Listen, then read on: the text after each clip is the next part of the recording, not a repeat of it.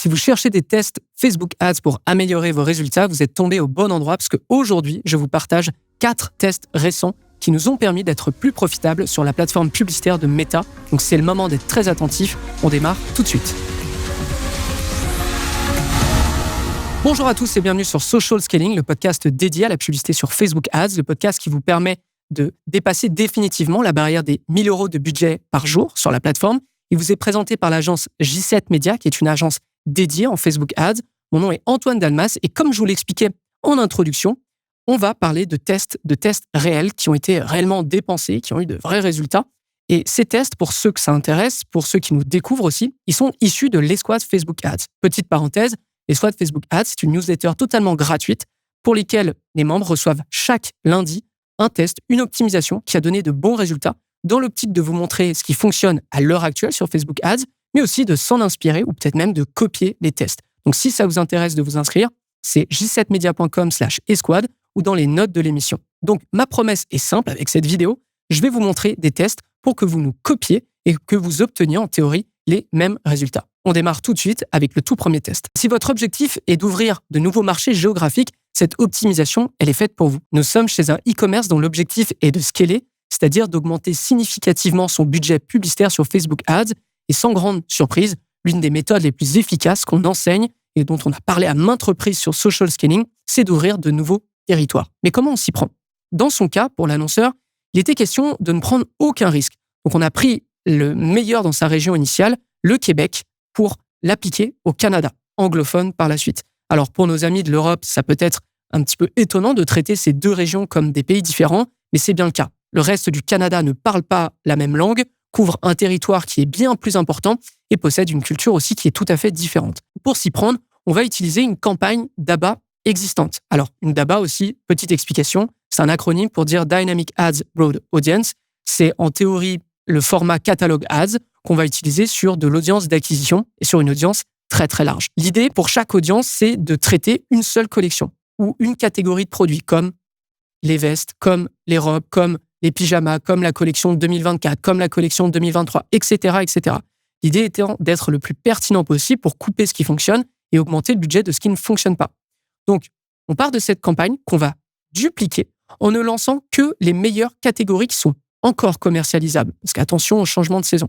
Le premier mois, on est à 6 800 $ dépensés sur cette campagne seulement. On a un retour sur investissement de 7,03. Ça, c'est le premier mois. Le deuxième mois, je vous l'affiche, on est à 19 000 $ de dépensés pour un retour sur investissement de 7,11. Okay ? Donc là, l'idée, c'est que vu que ça fonctionnait, on a ajouté d'autres catégories, ajouté d'autres collections pour continuer à voir ce qui fonctionne et ce qui ne fonctionne pas. Depuis son lancement le 5 juillet, cette campagne, elle continue de nous suivre en parallèle de nos efforts sur le Québec.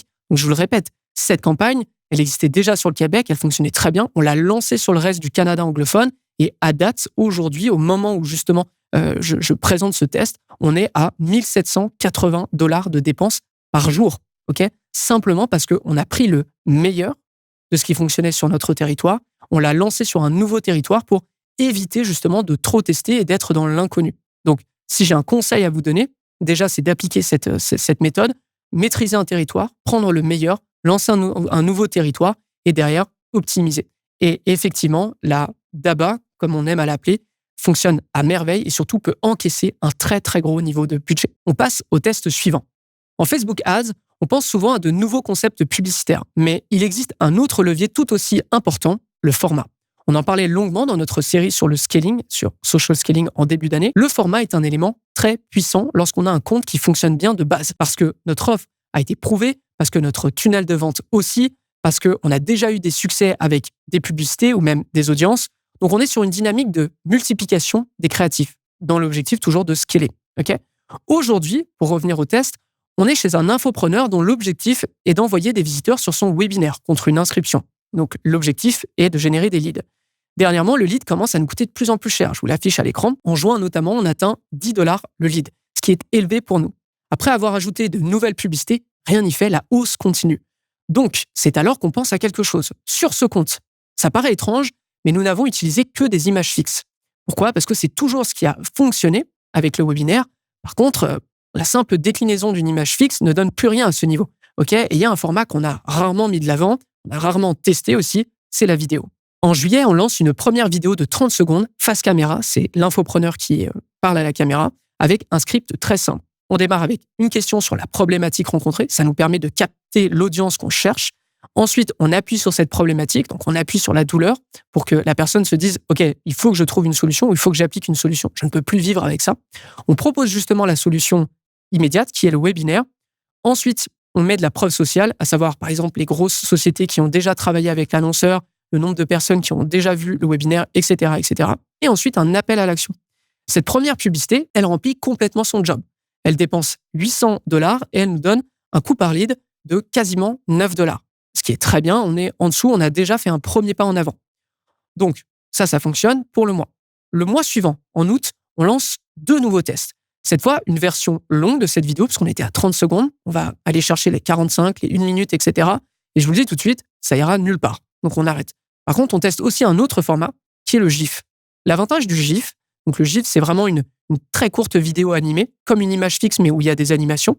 L'avantage du GIF, lorsque vous avez du succès avec une image fixe, c'est de passer sur un format qui est plus dynamique. Donc, en fait, c'est un peu comme si la vidéo et l'image se rejoignaient à un point central. Et ce point de rencontre, c'est le GIF. OK ?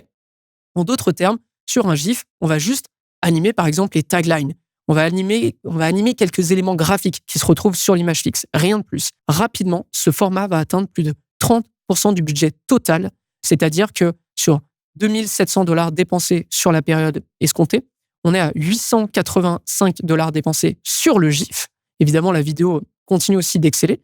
Et pour le coup, le budget, ou plutôt le coût par lead, va atteindre les $7 sur la moyenne, sur cet élément. Et la moyenne globale va tomber à $8,20. Okay, ce qui est excellent, ce qui nous a permis de rapidement dégager des $10 qu'on avait avant et sur lesquels on n'était pas en phase avec nos objectifs.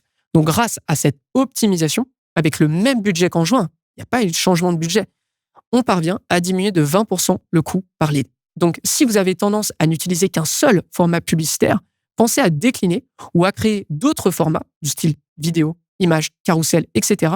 parce que ça peut avoir un impact à long terme sur vos résultats. On passe au test suivant. Cette fois, on va parler de la puissance de l'offre dans une campagne Facebook Ads. Avant de vous expliquer la campagne, je dois vous parler un peu de l'annonceur parce que c'est pertinent. Il est dans le domaine des véhicules pour particuliers et propose des modèles usagés toute l'année, entre guillemets, des voitures de seconde main, si je puis dire. Bien que ça coûte moins cher à l'achat, cela a un prix. L'annonceur n'a pas tous les modèles que ses clients cherchent. Et pour cette raison, il doit faire en sorte que ses prospects qui cherchent une voiture soient tenus au courant concernant les nouveaux arrivages et reçoivent une notification quand le modèle qu'ils cherchent précisément est disponible. Cet objectif sur Facebook Ads, on va l'appeler Alert M, okay, parce qu'on va optimiser sur une conversion qui s'appelle Alert M, juste pour ça. Donc, Alert M, c'est quand une personne qui crée un compte met en place le système d'alerte. En une seule optimisation, parce que vous pouvez voir que on fait de la publicité et de juillet à août à peu près, on est sur une moyenne de $10, il va y avoir un creux. Et quand on va mettre en place cette optimisation, on va passer de $10 le coût par alerte M à $3 seulement, comme vous pouvez le voir sur ce graphique. Le premier mois, on avait des publicités très conventionnelles, pour vous expliquer un peu l'avant-après. Les publicités conventionnelles, j'entends, on présente des véhicules plutôt prisés par la clientèle et on invite les gens à se créer une alerte sur le site. Très simple. Pas moins de 4 publicités de ce type sont utilisées, alors vidéo, image fixe, etc., et par audience. Donc, on se donne vraiment les moyens de réussir. Mais les résultats sont de plus en plus chers, comme je vous l'expliquais. Malgré nos optimisations, c'est même compliqué. On atteint des pics de prix qui déstabilisent grandement nos campagnes. Par exemple, le 29 juillet, on est à $22, ce qui est juste pas pensable, okay, ce qui nous met dans une difficulté. Si bien que début août même, on décide de changer l'objectif, juste pour tester des nouveautés, parce que le simple fait de varier avec les créatifs ne fonctionne pas.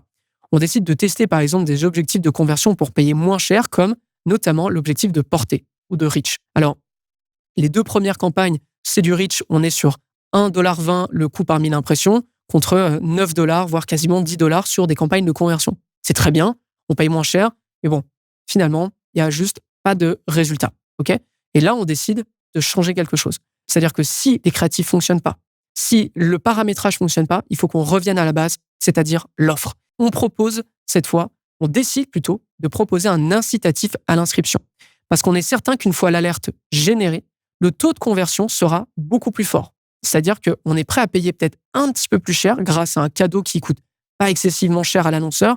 En l'occurrence, on offre la possibilité de gagner jusqu'à 10 cartes de $100 des coupons rabais pour l'annonceur. On le met de l'avant dans nos publicités pour que les gens, ça les incite à créer une alerte. Okay, et sur l'intégralité du mois, on offre ces cartes de cadeaux. Il y en a 10 pour $100 chacune. Et je vous le répète, c'est des coupons rabais qui s'utilisent chez l'annonceur. Donc l'annonceur, en théorie, perd pas grand-chose.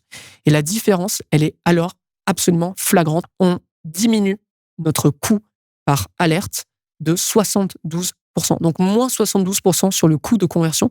On parvient presque à toucher les $2 tout rond pour une alerte. Et c'est pas si loin du CPM qu'on avait sur les campagnes de portée. Donc c'est dingue. Simplement avec une offre complètement différente, on arrive à faire 3 fois plus de conversions simplement grâce à une offre et pas des publicités. Okay, donc je vous le répète, l'offre est d'une importance capitale sur Facebook Ads. Donc tâchez de vous en souvenir. On passe au tout dernier test. Et je pense qu'on a rarement autant appliqué cet élément dans des tests qu'en 2024. Je vous explique. Alors que Meta nous envoie des signaux très explicites sur sa volonté de généraliser des audiences extra larges et sans contrôle, on doit mettre un peu de distance avec cette réalité. Nous sommes chez un e-commerce qui démontre un vrai succès grâce à cette publicité. Elle a dépensé 9 400 €. Elle nous génère un coût par achat de 14,52 €. Tout va très bien. Et toute publicité confondue, elle fait partie depuis le début de l'année du top 10 des visuels qui ont reçu le plus de dépenses. C'est vraiment pour vous dire. C'est une vidéo très simple, l'utilisation du produit, une pure vidéo type UGC, comme on en voit souvent sur la plateforme. Cette publicité a été diffusée sur l'une de nos meilleures audiences à date que je vous présente, une audience similaire, donc une audience lookalike. Et là, on a twisté un peu, c'est-à-dire qu'au lieu de faire une audience similaire sur les acheteurs dans les 180 derniers jours, on est allé charger toutes les personnes qui avaient fait au moins 2 achats ces 12 derniers mois. Pourquoi ? Parce qu'on ne veut pas aller chercher des gens qui ont fait un achat et potentiellement qui ne sont pas intéressés de réacheter. On veut aller chercher des gens qui sont susceptibles de refaire un achat, donc d'avoir une LTV beaucoup plus importante à long terme. Okay ?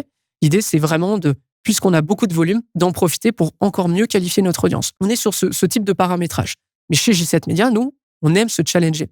Donc, ce qu'on a décidé de faire, c'est de s'écarter entre guillemets de cette audience, d'éviter d'en être trop dépendant et d'aller tester des nouvelles audiences. Et c'est une campagne qui nous a permis d'accélérer l'acquisition froide dans une période pourtant creuse, à savoir août. On démarre la campagne fin juillet et elle continue jusque fin août. L'objectif était très simple, sachant qu'on a démarré à peu près 25 € le coût par achat, 25 € de dépenses, et qu'on a atteint les 150 à la fin du mois d'août. L'objectif était simple, c'était simplement de tester des nouvelles audiences avec, pour seule publicité, celle que je vous ai présentée plus tôt, la vidéo UGC. C'est une campagne qui nous a suivi le temps qu'il fallait pour dépenser au total 3 500 € de plus supplémentaires et ainsi découvrir certaines audiences que je vous affiche à l'écran, parce qu'on a toutes les audiences qu'on a testées. On peut le voir en bleu foncé. On a 2 audiences qui se sont vraiment démarquées, notamment au niveau du budget, parce qu'on en voit une qui a dépensé 900 €, l'autre 700, l'autre 600, etc., etc. On a une lookalike acheteur 3%, une lookalike 5% des acheteurs, à nouveau, et ensuite une audience à intérêt assez large qui est les soins capillaires.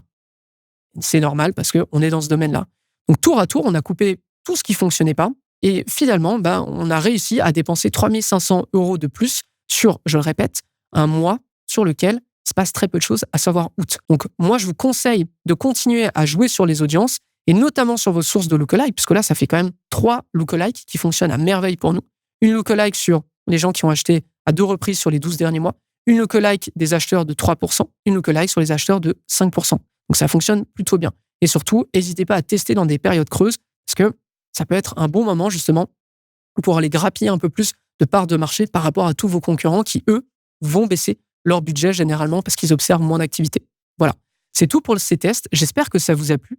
N'hésitez pas à me le dire dans les commentaires. N'hésitez pas aussi à vous connecter à l'escouade Facebook Ads. Je le répète, j7media.com/escouade ou dans les notes de l'émission. On vous donne chaque lundi une nouvelle optimisation, un nouveau test pour vous permettre d'avoir de meilleurs résultats ou pour juste vous faire garder le rythme de qu'est-ce qui fonctionne sur Facebook Ads et qu'est-ce qui fonctionne pas. Ok ? Donc, c'est tout pour cet épisode. J'espère que ça vous a plu. Et moi, je vous donne rendez-vous au prochain Social Scaling. À très vite, tout le monde.